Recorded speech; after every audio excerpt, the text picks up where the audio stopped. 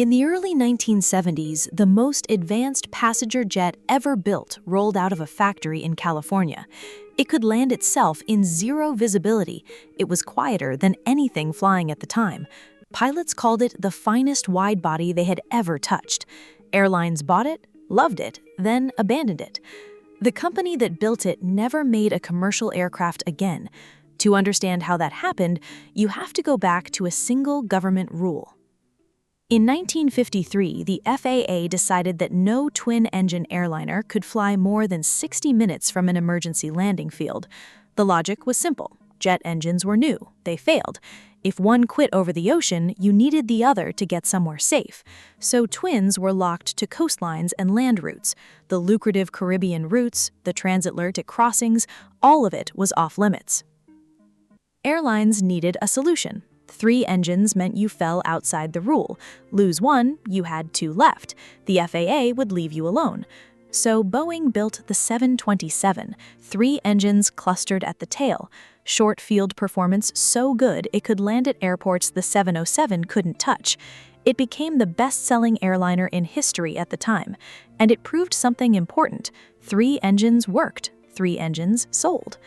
By the late 1960s, airlines wanted something bigger. A wide-body Trijet for long-haul routes. 2 manufacturers stepped up, McDonnell Douglas with the DC-10, Lockheed with the L-1011 TriStar.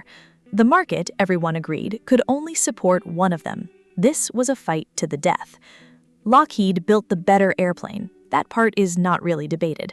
The TriStar had a fully automatic landing system, advanced autopilot, whisper-quiet cabin. Engineers called it over-engineered, but passengers didn't complain. It was also tied to the Rolls-Royce RB211 engine, a radical new design, lighter and more powerful than anything the competition had. On paper, it was perfect. Then Rolls-Royce ran out of money. The RB211 cost more to develop than anyone had projected. In 1971, Rolls-Royce declared bankruptcy. Lockheed had no engine. The program stalled for 2 years while the British government nationalized Rolls-Royce to save it, and the U.S. Congress debated bailing out Lockheed. They approved it narrowly. Production resumed. But 2 years was everything. The DC-10 entered service in 1971. American Airlines flew it first. By the time the TriStar reached its launch customer, Eastern Airlines, in 1972, McDonnell Douglas had already captured most of the early orders. Lockheed needed to sell 500 TriStars to break even. They sold 250. Production ended in 1984. Lockheed exited commercial aviation and never came back. A $2.5 billion loss. The best airplane lost because its engine supplier went bankrupt a year too early. The DC-10 won, and then the DC-10 started killing people. In 1972, an American Airlines DC-10 suffered rapid decompression over Detroit. A cargo door had blown open mid-flight. The floor partially collapsed. Pilots managed to land it.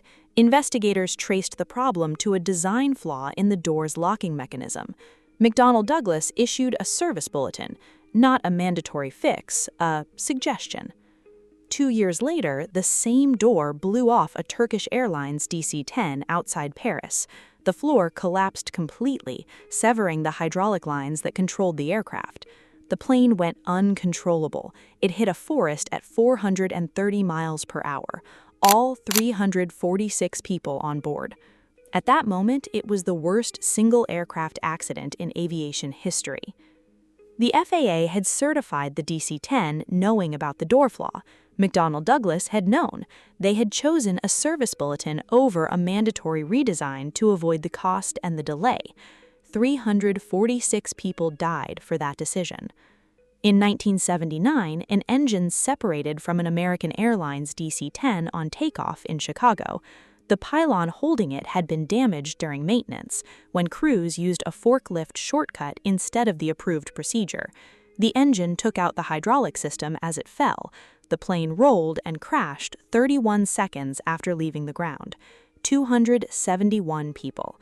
The FAA grounded every DC-10 in the United States. Some airlines quietly removed the DC-10 logo from their advertisements.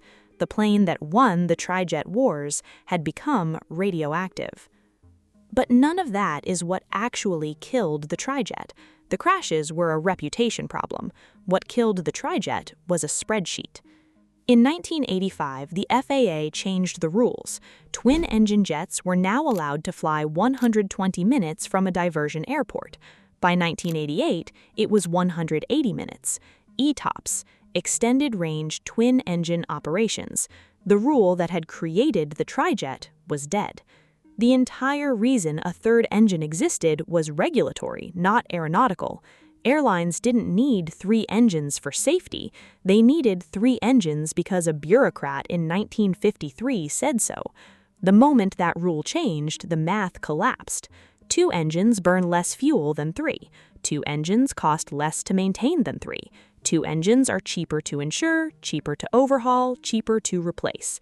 Every flight, every day, for every route. The Trijet was now just a more expensive way to do the same job. Boeing launched the 777 in 1995.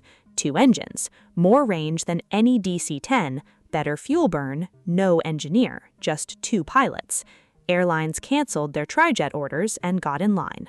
McDonnell Douglas tried one last time with the MD-11, a stretched DC-10 with modern avionics and winglets designed to compete in the new world.